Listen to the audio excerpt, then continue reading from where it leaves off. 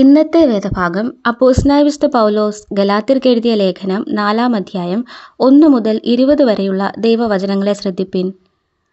അവകാശി സർവ്വത്തിനും യജമാനനെങ്കിലും ശിശുവായിരിക്കുന്നിടത്തോളം ദാസനേക്കാൾ ഒട്ടും വിശേഷതയുള്ളവനല്ല.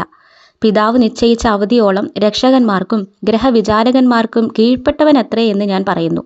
അതുപോലെ നാമും ശിശുക്കളായിരുന്നപ്പോൾ ലോകത്തിൻ്റെ ആദിപാഠങ്ങളിൻ കീഴിൽ അടിമപ്പെട്ടിരുന്നു.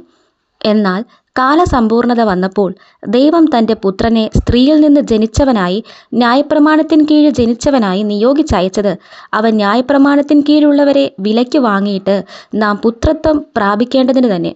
നിങ്ങൾ മക്കളാകൊണ്ട് അബ്ബാ പിതാവേ എന്ന് വിളിക്കുന്ന സ്വപുത്രൻ്റെ ആത്മാവിനെ ദൈവം നമ്മുടെ ഹൃദയങ്ങളിൽ അയച്ചു. അങ്ങനെ നീ ഇനി ദാസനല്ല, പുത്രനത്രേ.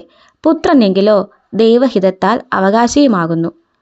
എന്നാൽ അന്ന് നിങ്ങൾ ദൈവത്തെ അറിയാതെ സ്വഭാവത്താൽ ദൈവങ്ങളല്ലാത്തവർക്ക് അടിമപ്പെട്ടിരുന്നു.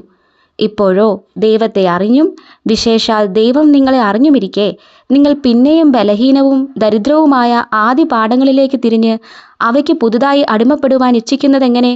നിങ്ങൾ ദിവസങ്ങളും മാസങ്ങളും കാലങ്ങളും ആണ്ടുകളും പ്രമാണിക്കുന്നു.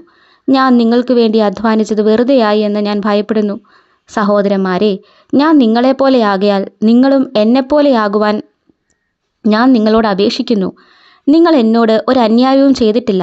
ഞാൻ ശരീരത്തിലെ ബലഹീനത നിമിത്തം ഒന്നാമത് നിങ്ങളോട് സുവിശേഷം അറിയിപ്പാൻ സംഗതി വന്നു എന്ന് നിങ്ങൾ അറിയുന്നുവല്ലോ. എൻ്റെ ശരീര സംബന്ധമായി നിങ്ങൾക്കുണ്ടായ പരീക്ഷ നിമിത്തം നിങ്ങൾ നിന്നയോ വെറുപ്പോ കാണിക്കാതെ ദൈവദൂതനെ പോലെ ക്രിസ്തുയേശുവിനെ പോലെ എന്നെ കൈക്കൊള്ളുകയത്രേ ചെയ്തത്. നിങ്ങളുടെ ഭാഗ്യപ്രശംസ എവിടെ? കഴിയുമെങ്കിൽ നിങ്ങളുടെ കണ്ണ് ചൂന്നെടുത്ത് എനിക്ക് തരുമായിരുന്നു എന്നതിന് ഞാൻ സാക്ഷി.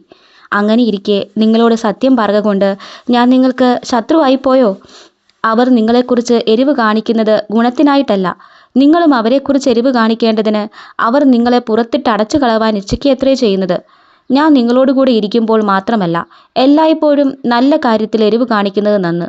ക്രിസ്തു നിങ്ങളിൽ ഉരുവാകുവോളം ഞാൻ പിന്നെയും പ്രസവവേദനപ്പെടുന്നവരായ എൻ്റെ കുഞ്ഞുങ്ങളെ, ഇന്ന് നിങ്ങളുടെ അടുക്കലിരുന്ന് എൻ്റെ ശബ്ദം മാറ്റുവാൻ കഴിഞ്ഞിരുന്നു എങ്കിൽ കൊള്ളായിരുന്നു. ഞാൻ നിങ്ങളെക്കുറിച്ച് വിഷമിക്കുന്നു. ഈ വചനങ്ങൾ ദൈവം നമ്മെ ഏവരെയും അനുഗ്രഹിക്കുമാറാകട്ടെ.